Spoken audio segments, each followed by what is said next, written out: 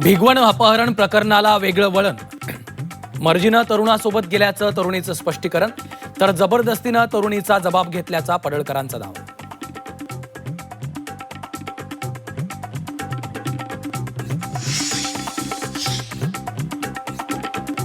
मालेगाव महापालिकेच्या महासभेत गदारोळ, टिपू सुलतानचा फोटो वादाचे पडसाद, नगरसेवकांच्या गोंधळामुळे महासभा ठरली वादळी.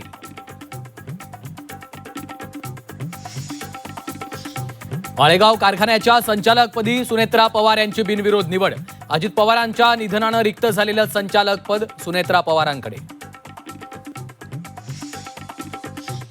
खासदार धैर्यशील मोहिते पाटील आणि आमदार उत्तम जानकरांच्या एकनाथ शिंदेंशी गाठीभेटी, शिवसेनेशी जवळीक वाढल्यानं माढ्यात उलटसुलट चर्चा.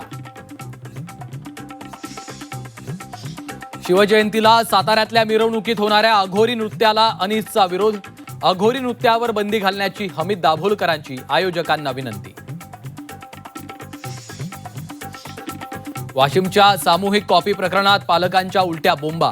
कॉपी बहाद्दर विद्यार्थ्यांवरील कारवाई विरोधात पालकांचा जिल्हाधिकारी कार्यालयावर मोर्चा. लातूर शहरात विद्यार्थ्यांवर चाकू हल्ला करणाऱ्या आरोपींची शहरातून धिंड. गुन्हेगारीला आळा घालण्यासाठी पोलिसांकडून आरोपींची वरात. अहिल्यानगरच्या कोपर गावात बोगस खतांचा ट्रक जप्त. तब्बल 477 बॅग बोगस खत जप्त. जप्त खताची किंमत 6 लाखांहून अधिक असल्याची माहिती. ट्रक चालकासह 4 कंपन्यांच्या संचालकांवर गुन्हा दाखल.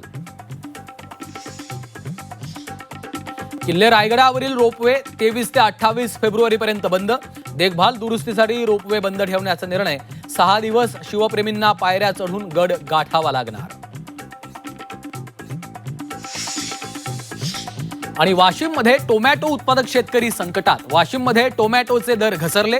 टोमॅटोला अवघा 6 रुपये किलो दर. उत्पादन खर्चही निघत नसल्यानं शेतकरी हवालदिल.